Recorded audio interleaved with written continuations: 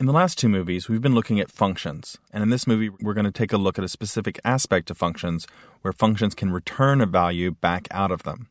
Now, when we did the say hello function, it was actually echoing out what we told it. So it did that. It processed that request.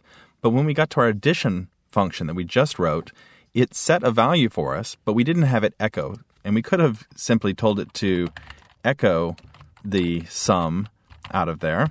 But then we wouldn't have actually needed to echo it here. We could have just said call it. And that would have worked for us. That worked just fine when we were doing the hello.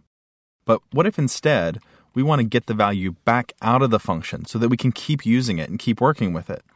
And that would be a case like this where we want to actually get the value and then echo it. Or let's say maybe it's even clearer if we actually say the new value equals. So we now have this value that we can work with. And then later on, we can echo it back with new val. That's what we're trying to achieve here. In order to do that, we need to return the value of sum from the function. And that's just done with simply the word return. That's the function that we're calling. We're telling the function, return this value. Now, it also is going to exit out of the function at that point when we say return. It's a lot like break was when we were working with a loop. So it's going to return out of the function with that value. So we've called the function addition. We're going to return the value sum to new value and then echo back the new value. Let's go ahead and try that real quick. We'll save the document. We'll switch back to our browser. You'll see that now it comes back and it does the addition that we were looking for. Now, it's a good idea whenever you're working with functions, especially functions that don't just do display like we did with say hello, that you're going to always return a value out of them. Just get in the habit of making sure every function has a return. And maybe all it returns is true or false based on whether it worked successfully. But you want to have something return out of the end of that function just to let you know. So we could have done the same thing here. We could have had it return true. That would be perfectly fine. It would execute, it would do its line of code, and then would return true back to whatever called it. In this case, it would just get disregarded and just keep moving on. So that's going to be a very good habit for you to get into. Now, I just mentioned it briefly. I'm not sure if you caught it, but returns can come up anywhere in a function and break you out of the function. So let's say we have a function that has a variety of if-then statements in it. It has loops inside of it. But somewhere inside one of those loops, after we finally figured out a value that we were looking for, maybe as we were going through records in a database, we find what we were looking for.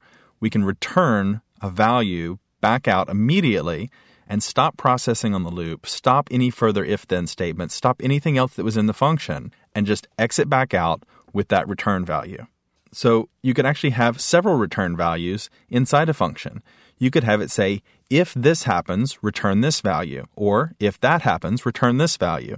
You could even have a function that had dozens of return values in it and a final return value at the very end of the function, so that if none of the others were true, none of them happened, then it would return something like false or a default value. Now, of course, if I'm returning a value, then I also have to receive the value on the other end. So here you can see, unlike say hello 3, where I just called it on its own, I actually set it to something. I set it to the variable new value so that I could echo it back.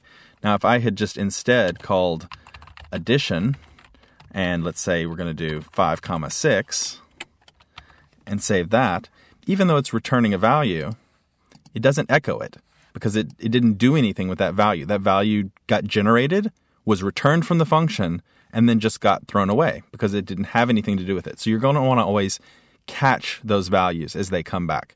So the function will go ahead and return a value, and we're going to have something that receives it on the other end. And maybe all it receives is true or false, but then if it receives true or false, we can test that. We can use our if-then statements to say, if the return value is true, if addition succeeded. In fact, we could have said, if addition equals 11. And then we could have had something that says, echo yes.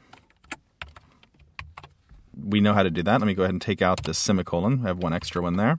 So we know that that works. So it's important to make sure that you're doing something with these return values, that you're not only returning them, but that you're doing something with them.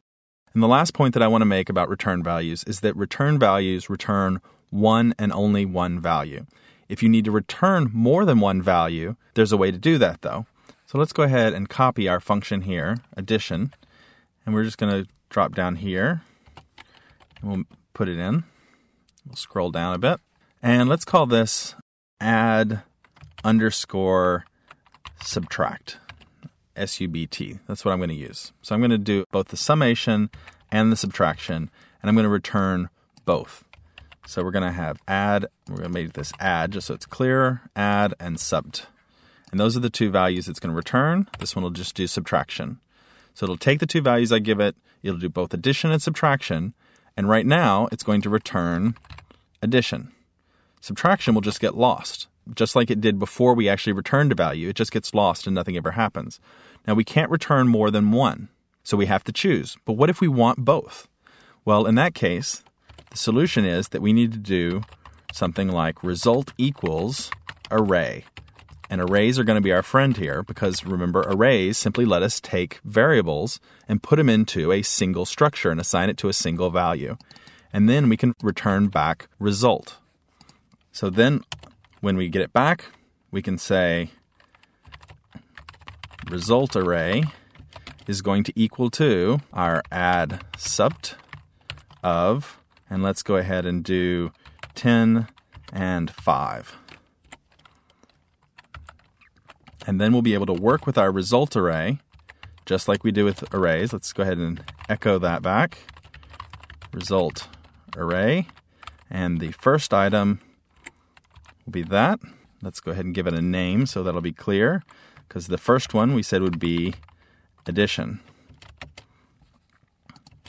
And then the second one, I'm just going to duplicate that line, will be what happens when we get the subtraction. Okay, so let's take one look at the code that we just wrote. I see I actually missed a semicolon here. We want to make sure we don't miss any of those. Everything else looks good. Let's go ahead and save it, and let's try it in the browser. You'll see it came back and it told me add was 15 and subtract was 5.